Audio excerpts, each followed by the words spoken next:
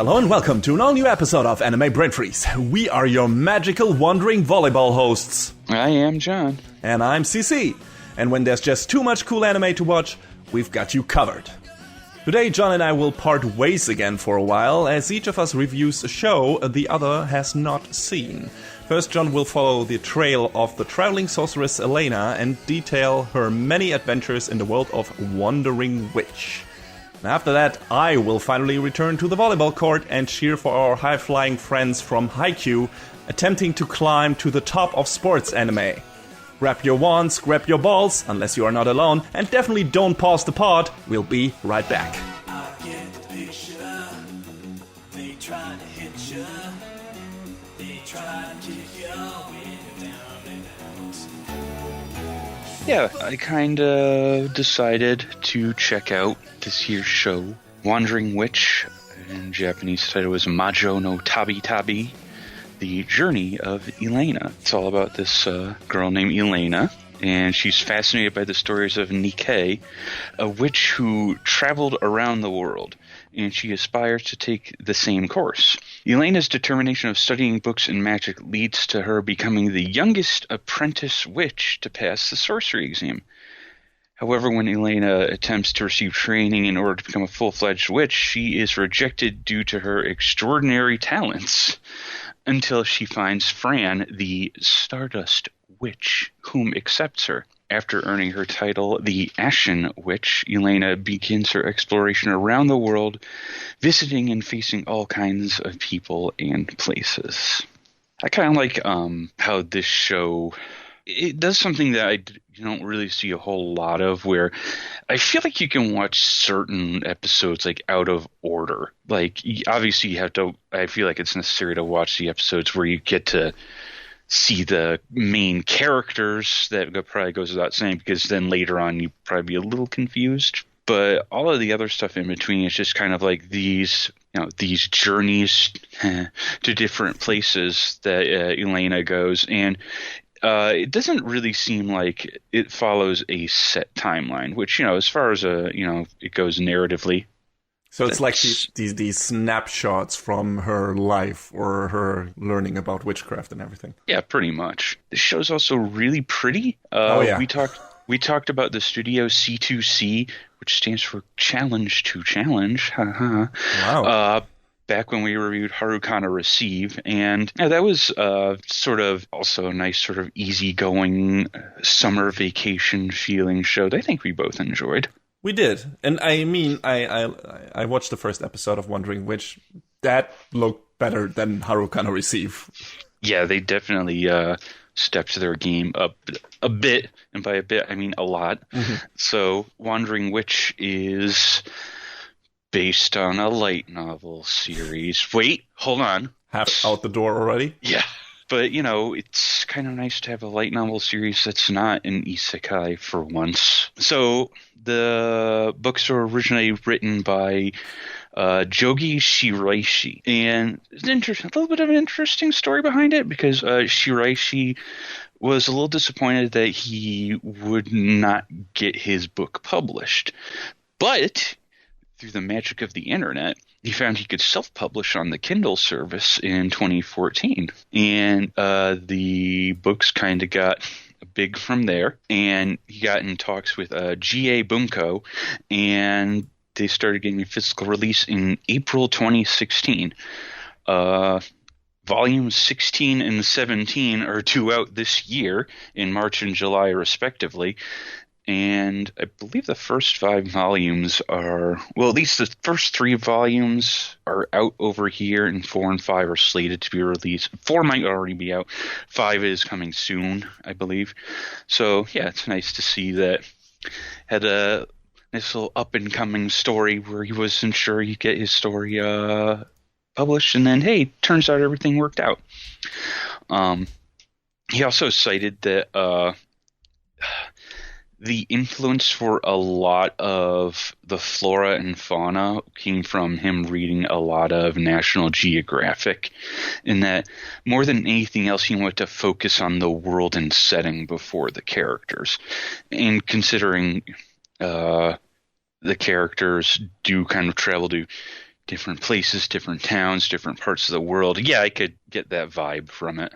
Yeah, I mean, if you make the story about a journey, the places should be maybe as interesting as the characters who are going on that journey. So, I mean, I can see that approach. It's just, I hope the characters don't, like, fall behind. Yeah, I never really get the feeling that they do. But, this is also only... How many episodes was it? This was also only 12 episodes out of a book series that is very, very well established and very in there. So I might as well say up front now, they did definitely tease something of a second season. It's a little weird the way they did it, but we'll kind of get around to that. So Elaina is a very headstrong girl, let's say. She, like we said in the preamble, wants to become a traveling witch, and she teaches herself magic a little too well. And nobody wants to take her on as an apprentice because she's very, I'm so good at magic. She's got that sort of that air about herself going on. She knows what she can do, and she lets everybody know. Yes. One of my favorite quotes I've heard in recent time is, "Be humble, but let motherfuckers know she ain't got the humble part down." So she needs to learn about that. And humbled she kind of gets when she goes to learn from the aforementioned Stardust Witch, Fran. And when she puts her to the test, she gives her Fran gives Elaina a nice big slice of that there humble pie, and it doesn't taste too good. It's really sort of crazy how much Fran overwhelms her, but it's this incredible action set piece where the two of them are having a big sorcery battle. Not to take from another currently airing series. But it's crazy. And when Elaina learns, hey, I guess I need to know the limits of what I can do a little bit better. She goes home to her mother and says, Fran taught me what I didn't know, and I think I understand what I can and can't do a little bit better. And her mother says to her a few things like, hey, you need to come home and visit every so often. Tell us about, she also says that they were in on it, which was, one thing. Does she tell her directly? I don't believe she did. But we learned that she was. Yeah. Like, we learned that her parents were in on, like, this kind of pseudo-torture thing, which was the one thing that kind of put me off during the premiere, where it's like, what the fuck? You are bad parents. I don't know. This seems really horrible. Can't give your kid the tough love they need. Maybe you need a little helping hand. I guess, but holy shit. But yeah, I don't believe they ever out and say that to her. But the other thing that her mother says is, just remember that, you're no more special than anyone else. Just keep that humbleness. And boy, does she not take that lesson to heart. Oh, boy. She doesn't. Okay. Yeah, she kind of goes for, I don't feel like she super oversteps her boundaries, but she can never get out of her own head that she is, some kind of hotness. I mean, she constantly introduces herself as being like, oh, who's that beautiful young witch that you turn around and take a second glance at? Why, it's me, of course. And it's like, okay, girl. Right. That's some real strong Karin from Street Fighter energy. Yeah, bit! She goes off. And she stops at this one town in the land, basically this town that is dedicated to, like, magery and sorcery and stuff, as it were. It's situated in this country of mages. And she is kicked out of every inn she tries to visit because she notices that this brooch that identifies her as a mage is missing, because she finds out later on that she had this encounter with this girl named Saya, and Saya kind of nicked the brooch from her, and it's kind of this attempt to get her to stick around, and because Saya's, kind of lonely, which, that's unfortunate. But Elaina manages to get it back from her and says, hey, I guess I'll stick around and try and help teach you some magic and whatnot. And it turns out that, Saya's not bad at it either. And that leads to Saya very strongly wanting to follow in Elena's footsteps, to the point that she goes and trains under this other witch, Sheila, who turns out is an old friend of Fran's, and she ends up getting the same kind of outfit. She gets a similar title, and it's just like this very, very, very strong, you might say very lesbian energy. Ah, okay. I was about to ask, is there some Yuri power in there? Oh, yes. Saya's story sort of turns into, I want to make Elaina my wife. Oh, wow, that escalated quickly. And, doesn't happen in the scope of this series. Darn.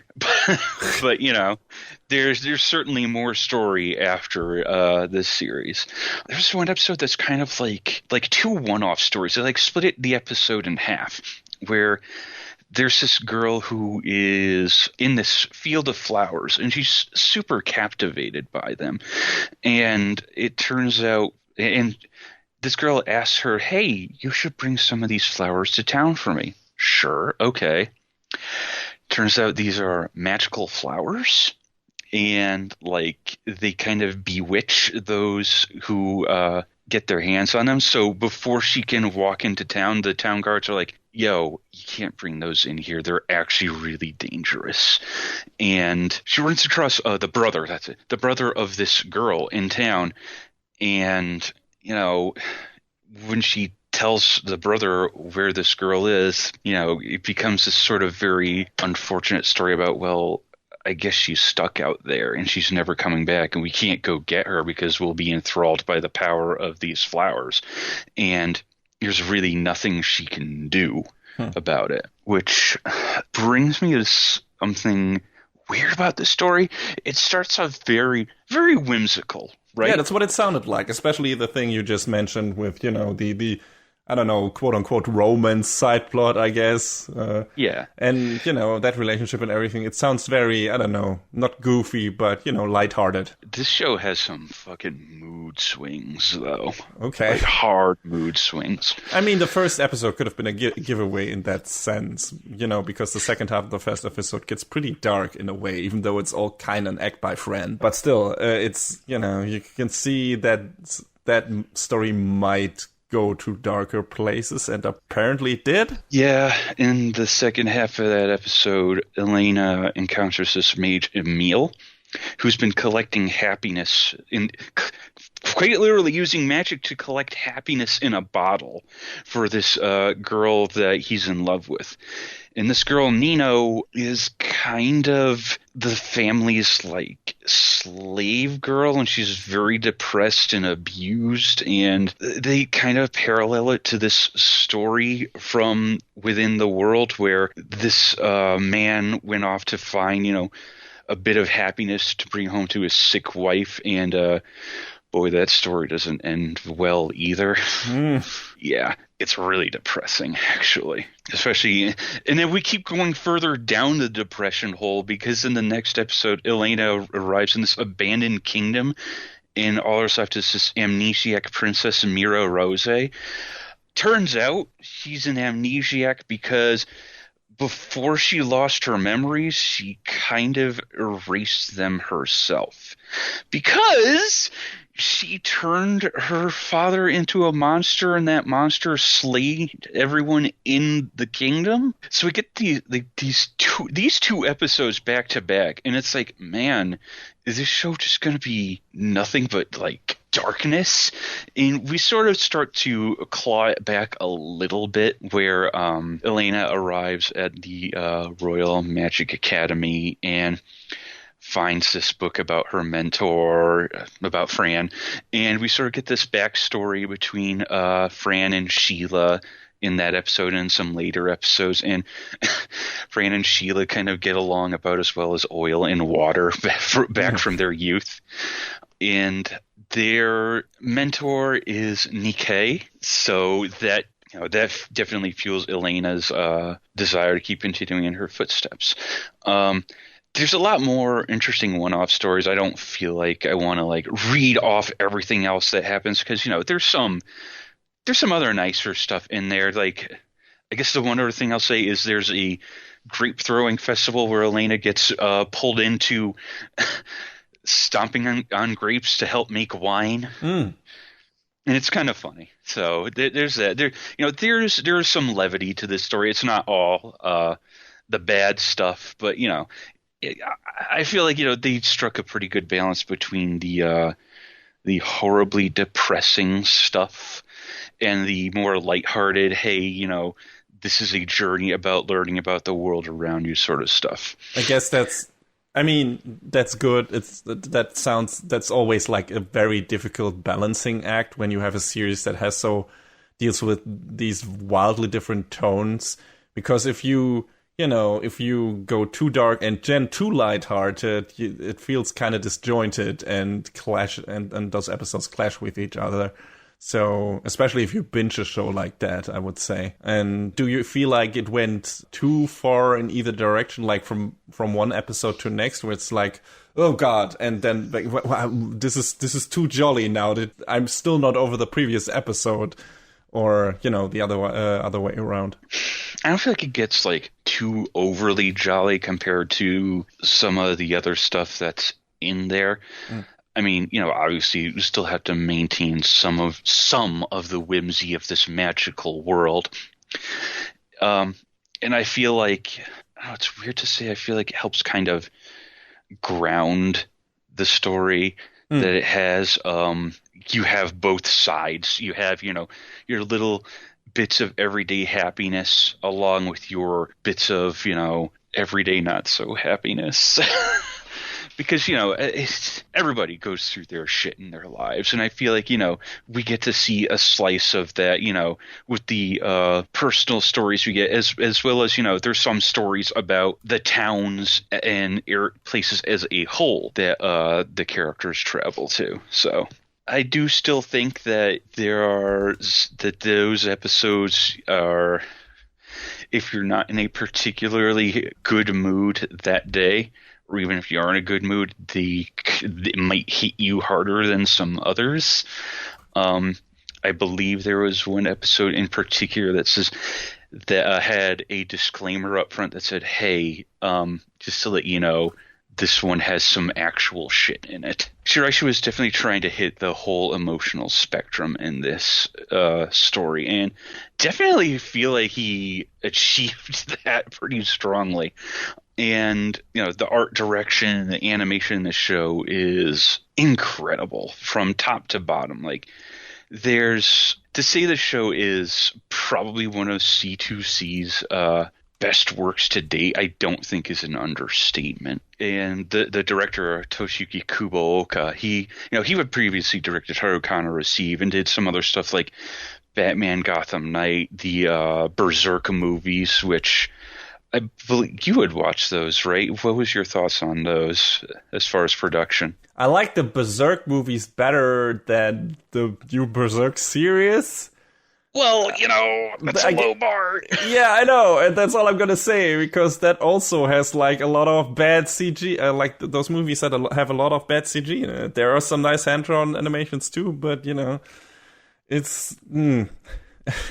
Some of the stuff that happens in the last movie is just gets severely, I don't know, the blows of that get severely lessened by how goofy the CG looks in certain parts. So it's like you got the worst thing that is kind of happening in Berserk right here, and then you got these weird goofy CG monsters, and it's like.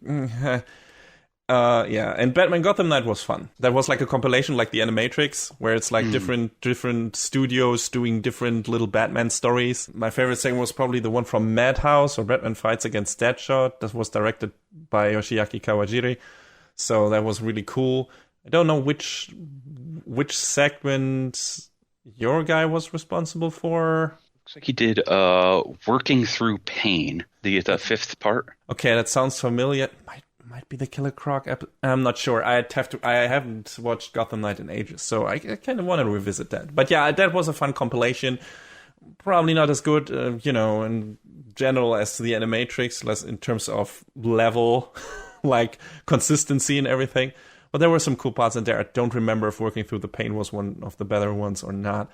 But I'll check it. Oh no, that might be the one with young Bruce Wayne who learns to fight. It goes on a training training journey, which would kind of fit with Elaina taking a witch's journey. So I don't know. That's true. Yeah, it might be that one. Yeah. Yeah. I feel like the writing in this show pretty good too. Worked on by Kazuyuki Fudeyasu, who believe we've mentioned a couple times. Worked on JoJo's that time. I'm going to see if I get this name right because I don't remember it off the top of my head. That time I got reincarnated as a slime, that's what it is, right? Yes.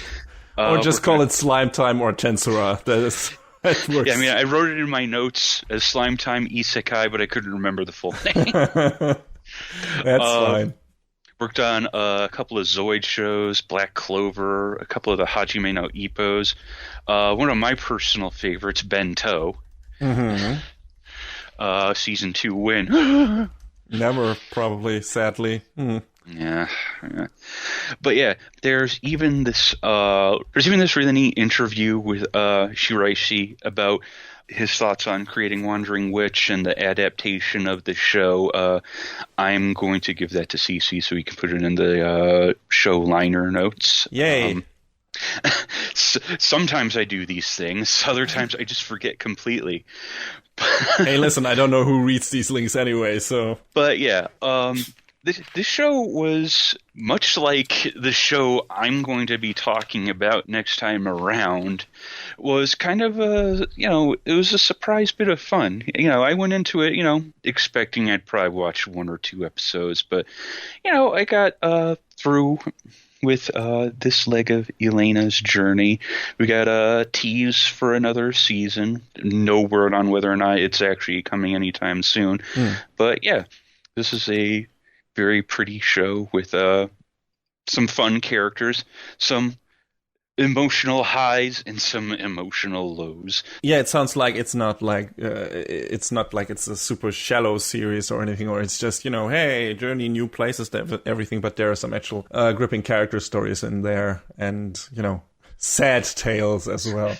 Yeah, and, there is some substance to it. Yeah, some substance, and like you said, it's a very pretty show. Just judging from the first episode, which is all I've seen of the show, I might have watched the entire series, but I was so busy catching up to all the stuff we are reviewing this season that and next season that I couldn't make time for Wandering Witch. But what I saw in the first episode looked really good and interesting, and so I'm glad to hear that it continued on that path. Yeah, I was glad it was able to maintain its momentum both with the characters and with the animation quality. They never really let up on this run, so you like to see that. You don't like to see your first episode looks really good and then it immediately falls off.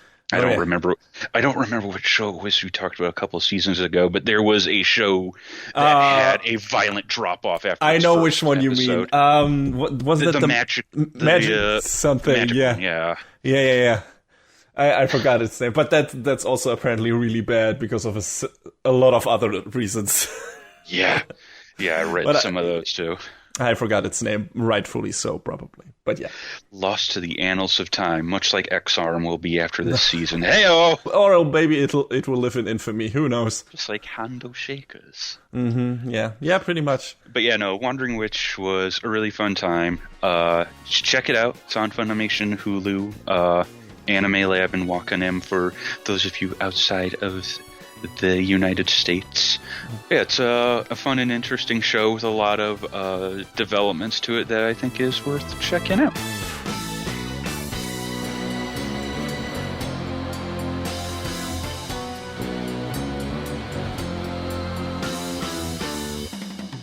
Wait, what is this? CC's reviewing a sports anime? Nobody saw this coming! Get out of here. Get out of here right now. To be fair, it's not a new one. We are returning to one of my favorite sports anime of all time, and that is Haikyu. And I have already reviewed seasons 1, 2, 3 for our site all at once, and now we have the 4th season. And yeah, I didn't really get to talk in detail about some of the more spoilery stuff from the later episodes of the first 3 seasons, so basically from the 3rd season. So I guess I will do a quick recap and and talk about some of my favorite moments first. I think because I revisited some of season 2 and all of season 3 before starting to watch both course of the 4th season. And again, since this is a continued series review, full spoilers for all seasons of Haikyu, everyone. Good? We're good. Oh no, I need to stop the podcast and go catch up right now! Good luck with that. That's a lot of episodes at this point.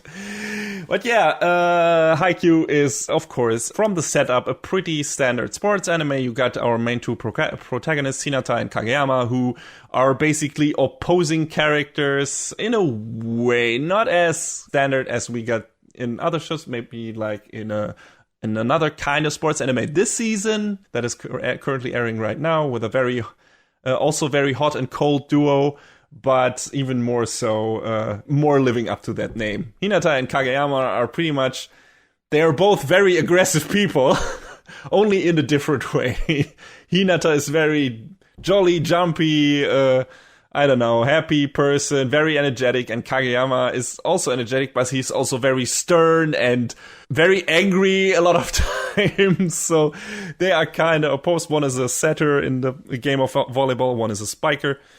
They have met as children in school before, and Kageyama didn't leave a good impression on Hinata, and then as it happens, they suddenly end up at the same school and in the same volleyball team, and a rivalship develops that, of course, turns into a friendship. We meet a lot of different new teammates, each one better than the next one, and they form a stronger team, and they kind of have this underdog position.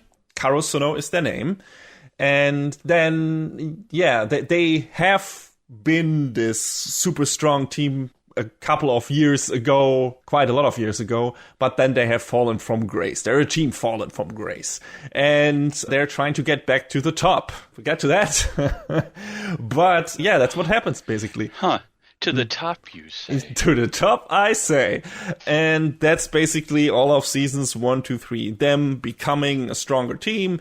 Hinata and Kageyama having this unlikely combination play that none of them thought they could make happen. Hinata is so trusts Kageyama without any doubt that he will deliver the ball to him, so he can basically play the ball with his eyes closed in the very beginning, and manages to do like this crazy quick attack that completely surprises the opposing team, or a lot of the opposing teams.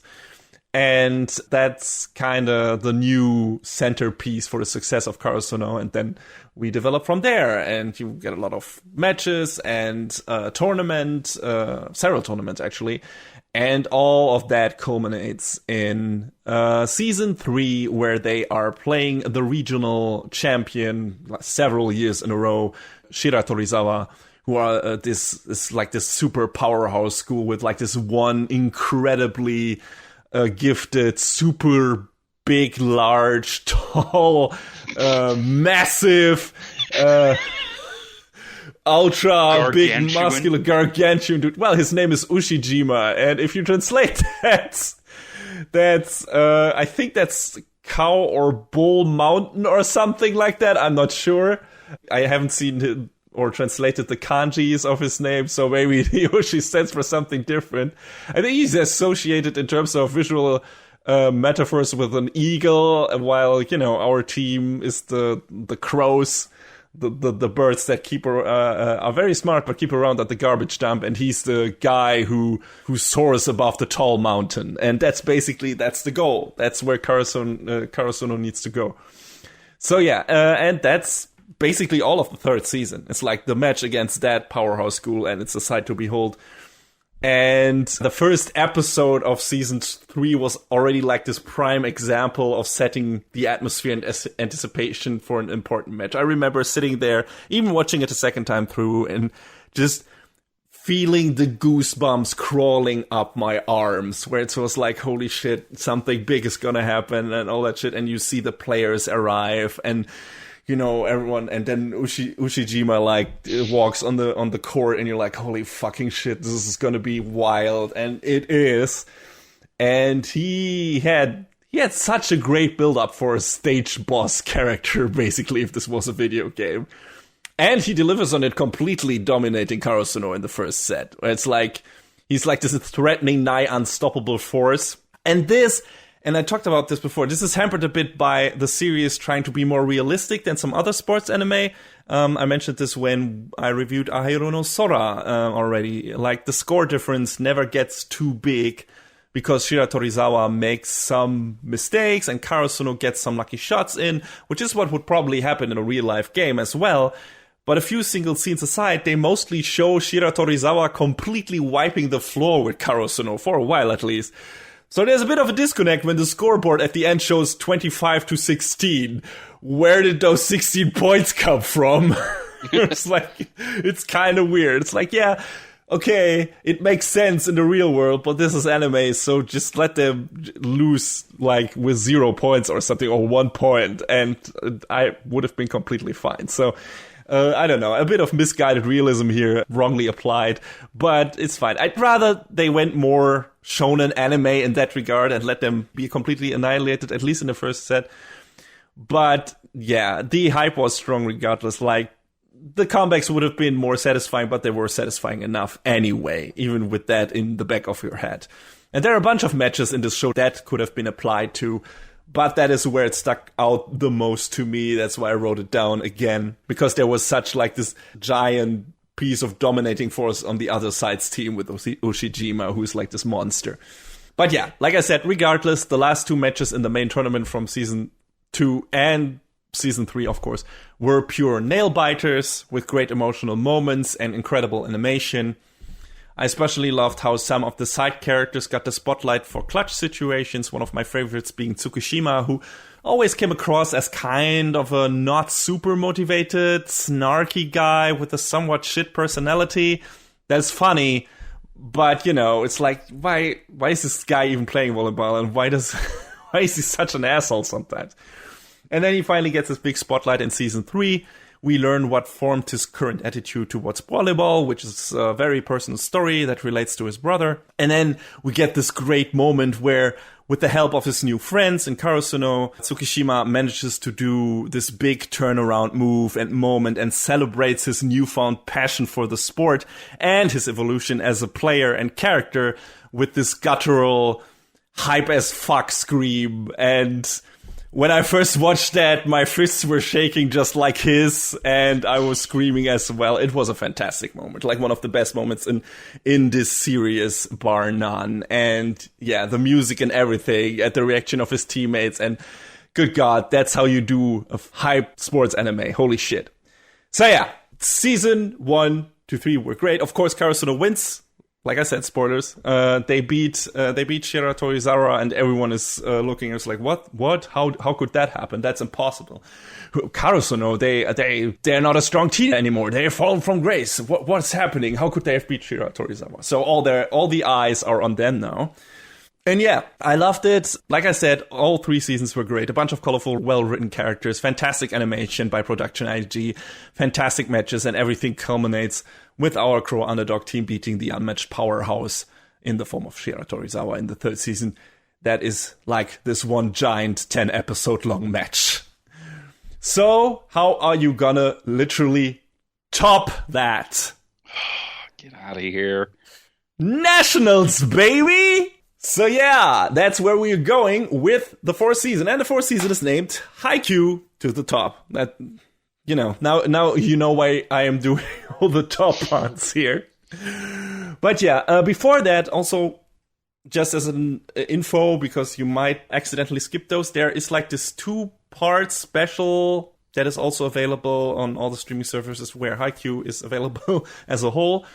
And the specials are called Earth vs. Air and The Ball's Path, which highlight 2 matches of Karasuno's destined rivals, Nekoma. And those are not necessary, but they give some interesting character background to some of the more interesting opponents and teams in the show. And that also comes very much into play in this 4th season. So I would definitely recommend you watching those, just, as a refresher on that team as well, because that's kind of important. But yeah, in January last year, we got the first 13 episodes of Haikyu to the top, and in October last year, the second batch of 12 episodes, so 25 as a whole. And I don't know exactly what to call this, because it says Haikyu TV4 next to the first batch, and then TV5 next to the second batch. So is it actually season 4 and 5, or is To the Top one singular season 4 with 2 cores? I don't know.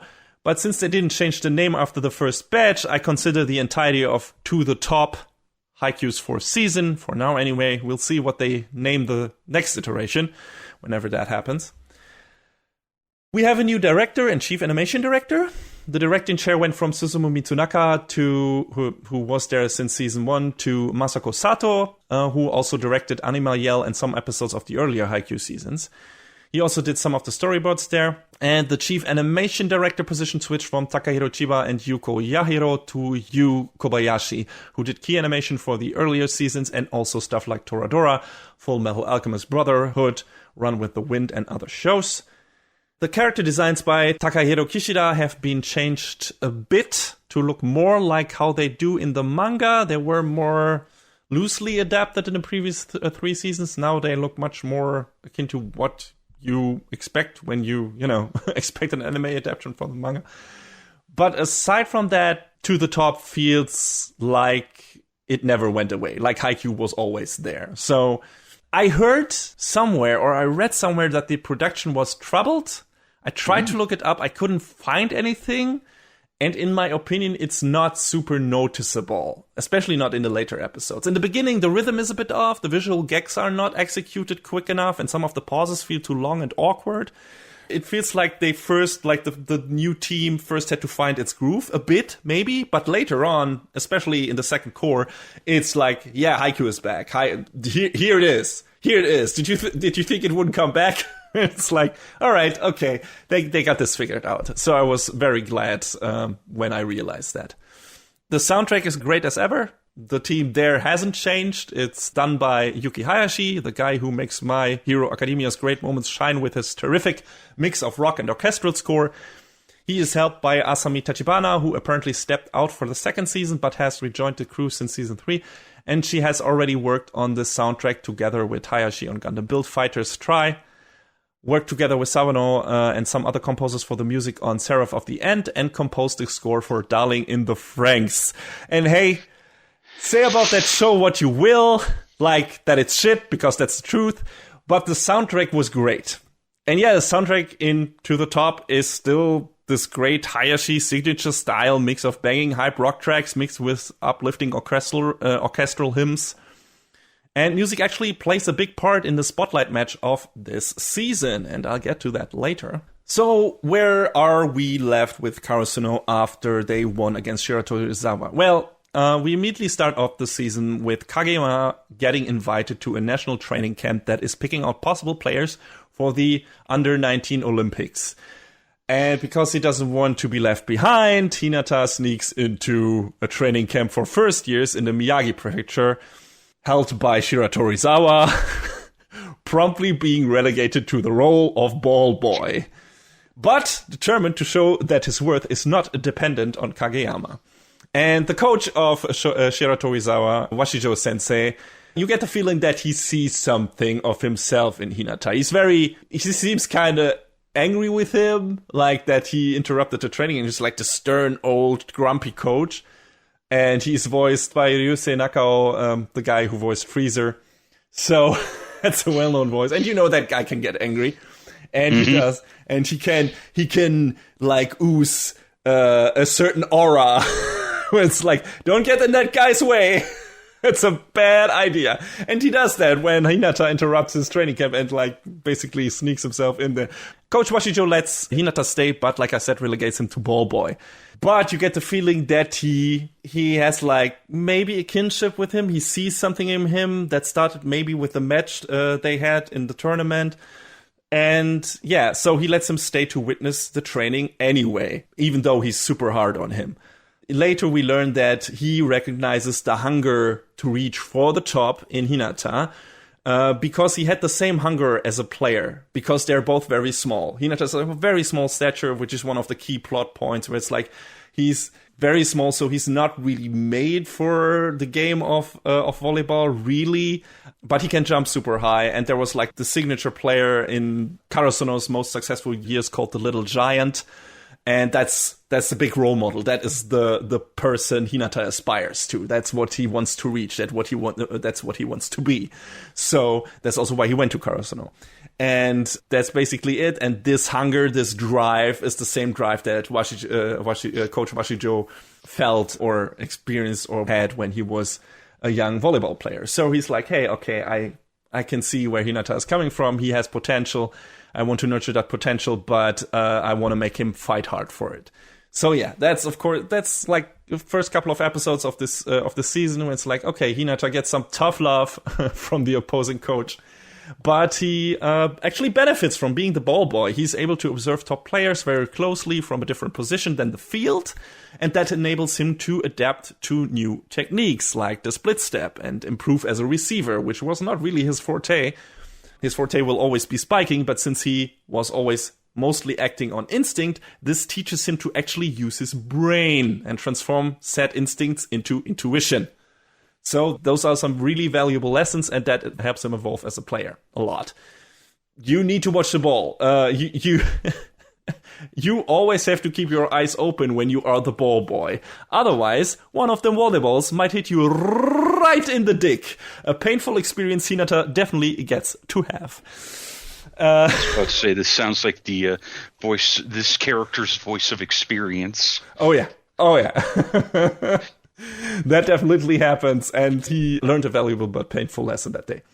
I like these small training arcs between the tense matches. It's a nice breather, and it's fun to see our main characters interact with players from other teams in a not serious life or death match situation. It's also important for Hinata and Kageyama to learn to not rely only on their teamwork, like on their two-man team, but also improve their individual skills, so they can be of more use to the team as a whole if their combination isn't available. There is a rotation in volleyball, so they can't always play together the way they want to, so they also need to develop skills that can compensate for that. So these training episodes teach them that. And Hinata makes a couple of new friends. He actually manages to help another player who can't find his groove because he is not relaxed, and those are just good feels all around, which is a lot of Haikyu. A lot of Haikyu is just, hey, you got a bad time? Watch that show, you'll feel really good afterwards. So that happens a lot in these first couple of episodes. And then we have like small training match against Date Tech before the spring tournament, which was one of the more important teams in the previous seasons. Who have like this very very strong defense, very capable defensive players. And there are some developments in that as well. Kageyama finally realizes something about his sets, his tosses. Like, he was so busy making his tosses suit the other players that he didn't realize he should also force the other players to get better and adapt to the best he can do. And yeah, that's pretty great. That's pretty important. And that also involves him as a player. And then we have like this great dynamic between Hinata and Aone. Aone is like this super imposing, very quiet, but on the inside very friendly defender from Date Tech. And there's just this sweet moment after the training match against Date Tech where Aone has this respect for Hinata because he respects Hinata's skill. Same for Hinata when it comes to Aone. So they just stand in front of each other and bow, which is not Hinata's thing usually. He's a very fast talker, but Aone is not, so that's what they do, because, they respect each other. And it's really nice, and it's cute in a way, and I like it a lot. And the show is, Haikyu in general is full of these small cute moments that are very heartwarming. And then pretty much what's coming next, or what's up next after that, is the big thing that has been kind of teased and expected when we get into this fourth season. That's the big spring tournament, which is like this big national tournament that the best teams from all over Japan are gonna play in. And before that, we get like the team hanging out in random constellations and doing non-volleyball related stuff, episode or partly episode. And I also like that a lot, where it's like, hey, we see those characters out of their element and see what they do besides volleyball. I find that always refreshing and nice.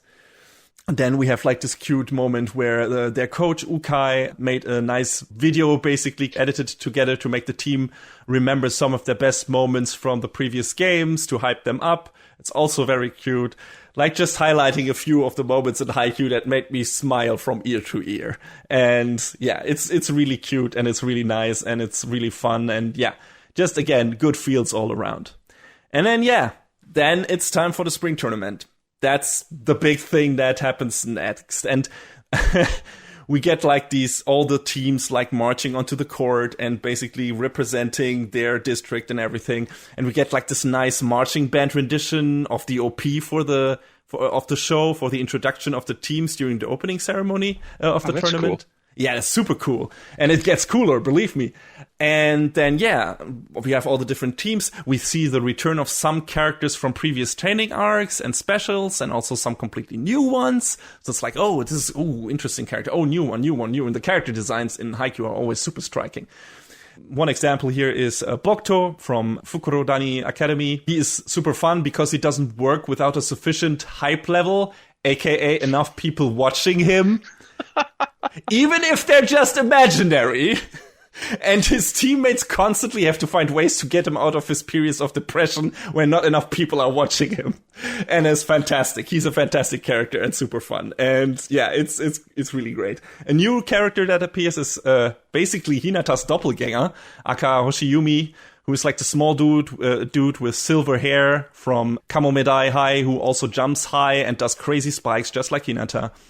And since he seems to be equally good or even better than Hinata, he's automatically a contender for the title of Little Giant, which Hinata always aspired to and wants to have. So they're automatic rivals. It's like their match is going to be wild and it's going to be a spiking duel, I bet. So I'm looking forward to that. That hasn't happened yet, but it's gonna. And yeah, speaking of character designs being sharp, a lot of character designs in Haikyu are animal-inspired, since almost all the schools are named after animals in this show. Some characters in Karasuno get like these crow-ish eyes, also black jerseys, and the whole flying thing Hinata has going on. Fukurodani's Bokto is an owl.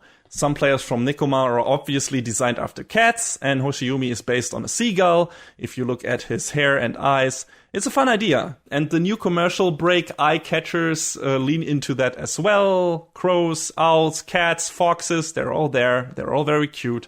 It's a nice idea. And like I said, it makes the character designs really striking. And yeah, the first signature match of this spotlight match of this tournament starts in the last episode of the first core, and it's against Inarizaki. So the top foxes, I guess, and their deadly combination of the Mia twins. And yeah, that match has a really interesting component to it. Inarizaki have weaponized their cheer squad. Naturally, they support their the cheer squad supports their team with cheers and an actual school band that plays a theme for them.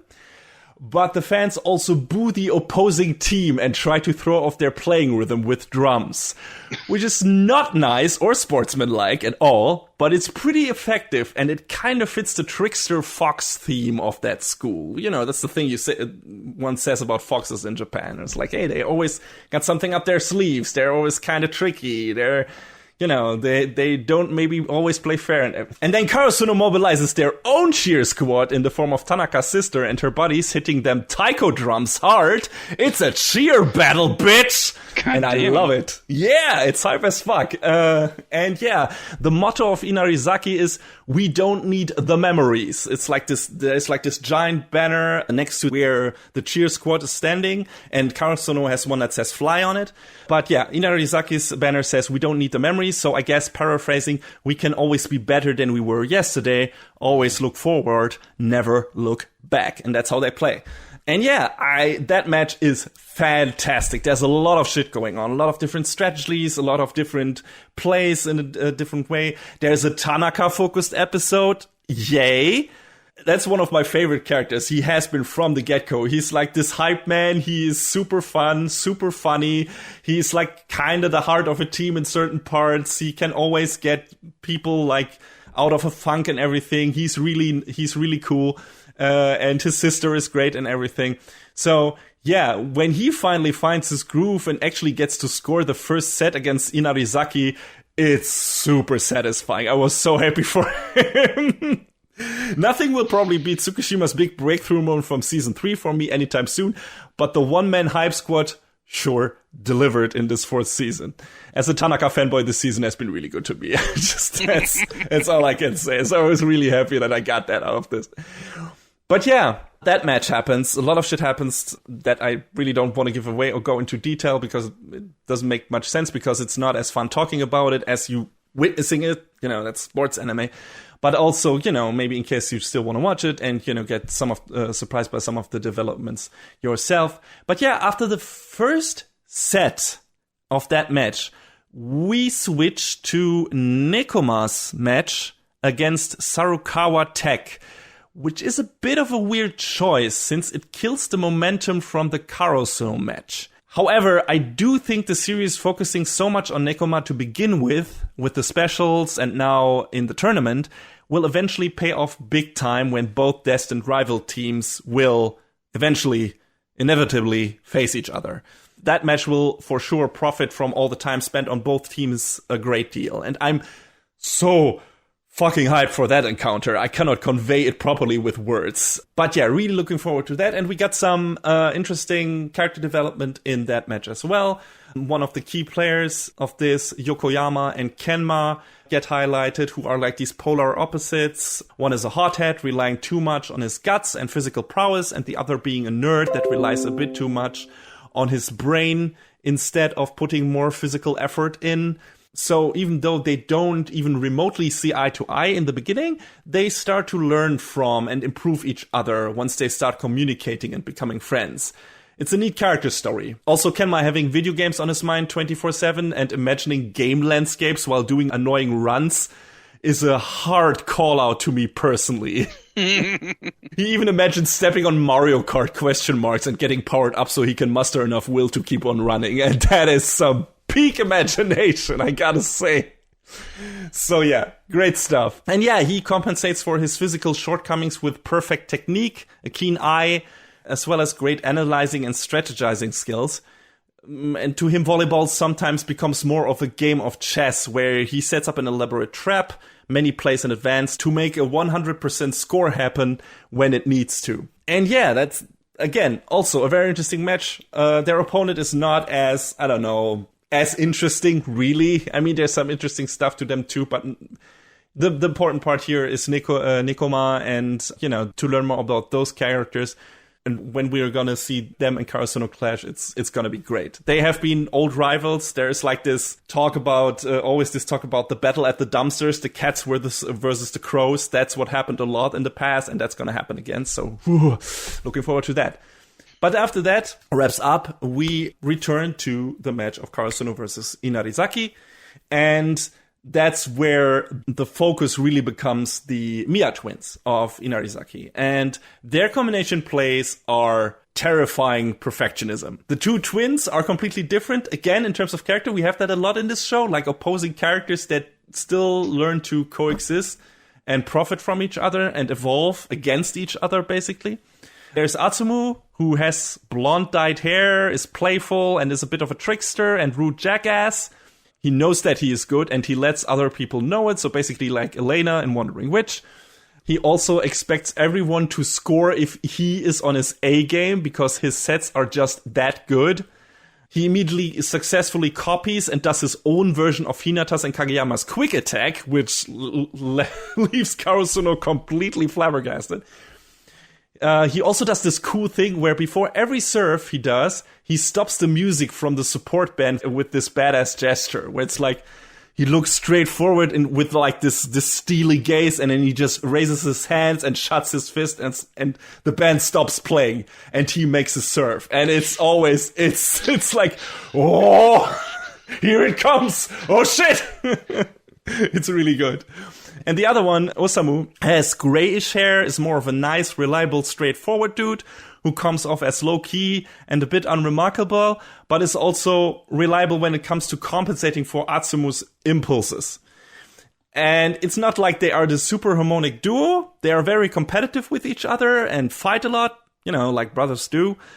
So they have an interesting dynamic inside and outside of matches. And them competing with each other so much naturally makes each of them getting better and better all the time. They are a super dangerous duo, and it shows in this match a lot. Like, they are a force to be reckoned with. They're super dangerous. Another thing I liked about them, after a surprise quick attack with reversed roll, Asumo says he and Osamu might be able to pull off a Skylab Hurricane now, which of course is a Captain Tsubasa reference, which I appreciated a lot, since I love that ridiculous move, which is also executed by twins in that show. So, yes, know your genre, know your references. I loved it. The captain of Inarizaki, Kita, is also super interesting. He is like this barely emoting, no-nonsense guy who has this ice-cold, super serious presence that immediately takes over the court once he joins the match. Like, suddenly the whole team is on edge, like his team, because he watches their every move. And the first thing he does is berating one of the players for an earlier unnecessarily risky play that cost them a point. So you might think, oh, that guy is a shitty tyrant. But it turns out he's actually super nice. He's just a very straightforward guy who tells it how it is, gets the job done, and is incredibly reliable. There is this great scene where he gets angry for Atsumu wanting to overcome a cold by powering himself out during practice. And Kita is like, get the fuck out of here. Cure your cold. And Atsumu is pissed because he is a man-child. But then he later goes to the locker room and Kita has bought some fruits and drinks for him and left the bag there with a get well note. And then we learn that Kita was never really part of the team's playing lineup until his third high school year, because he's good but not the super gifted player like the other guys are in terms of technique. But, like I said before, he is 100% reliable and always comes through, and the coach apparently realizes that he can bring the team back from panicking because he knows everyone's flaws and how to handle them, and thus he decides to make Kita the captain. And Kita then gets to pick up that number 1 jersey, and his robotic demeanor cracks for the first time, and he starts crying because this is actually something he wanted for a long time without realizing it, and it's fucking great. I was almost crying as well. And we just met the guy. And it's these little character moments that are the dark horse of Haikyu, besides the great matches themselves. Like, the show is so good at making us care about these characters who play a ball game that we can't help but get more invested in it. And that's how you do fucking sports anime. And in my opinion, Haikyu is still the gold standard in that regard. The show spends enough time to develop like a bunch of characters from the opposing teams. I think Nekoma is getting the most out of that approach, but a lot of the other teams profit from it as well. There's also some other cool shit. We learn about rotation strategies during the match, which is an important part of volleyball, but hasn't really been highlighted before that much, or at all.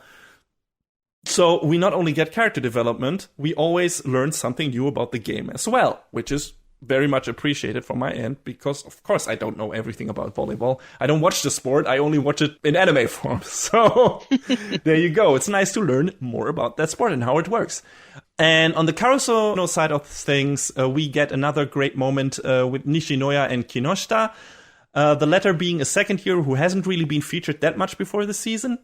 And he gets rotated in and wants to do this magic serve, but can't pull it off, and is sad that he couldn't contribute and have his hero moment. And then Nishinoya, who has been blasted with serves by one of the Miya twins since the beginning of the match and is starting to freeze instead of relying on his usual confidence, is on the receiving end of one of those serves again and about to freeze up again. But then Kinoshita, who has been practicing serves for Nishinoya a lot, they have practiced a lot together and know each other's moves, basically. So Kinoshita recognizes what Nishinoya has to do to receive that serve, so he yells out, "Nishinoya, move up." And without thinking really, Nishinoya actually gets kicked out of his funk by that and pulls off the receive. The team scores, and then Nishinoya turns around and points at Kinoshita, basically saying, "We did this together. This is because of you." And both are cheering, and it's so fucking good. It's such a great character moment. Again, Haikyu is full of that shit. And then, of course, at the end of this fourth season, Hinata gets a big moment, which this whole season has been building up to. And it's also fantastic. And I don't want to give it away, just in case. But the direction, the way it's staged, the callbacks, the music, in my opinion, it's all perfect. You couldn't have done it better. Just that it's interrupted by a commercial break stinger is a bit unfortunate. But I lost my fucking shit regardless, so don't worry.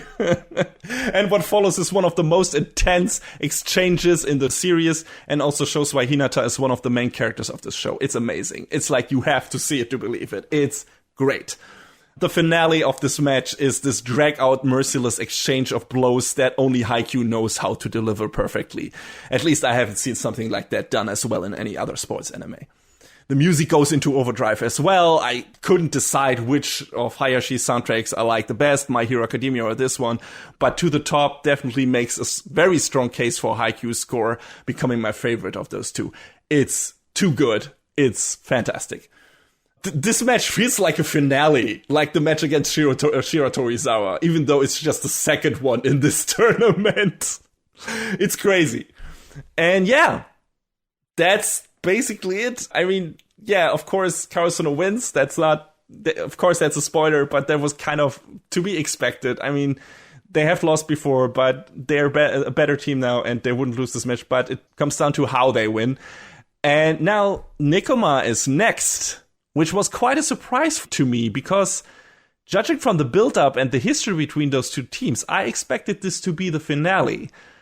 So I assume, depending on the number of episodes we get, the entire fifth season could be the long-anticipated battle at the garbage dump between the crows and the cats. I honestly don't know who will take it, because I can see Haruichi Furudate, the creator of the manga, playing the long game here and Karasuno actually losing. Yeah, the stakes are higher than ever, and I can't fucking wait. Haikyu, man. Haikyu is hype. It's the epitome of hype. And I don't know what else to tell you guys besides go watch it. If you want to join me on this hype train, you can watch all seasons of Haikyu and the specials on, I believe, Crunchyroll in the US and Wakanim in Germany. I've said it before, and I'll say it again. Haikyu has quickly become the gold standard of sports anime, and this season hasn't done anything to sway my opinion on this. On the contrary, it has only reinforced it. If you have even the most remote interest in volleyball, or love great characters, or great animation, or great music, or all of the above, then you owe it to yourself to check out this amazing show. If you haven't done so yet, what are you doing listening to me gushing about it? Get on your couch and watch some fucking anime volleyball, bitches!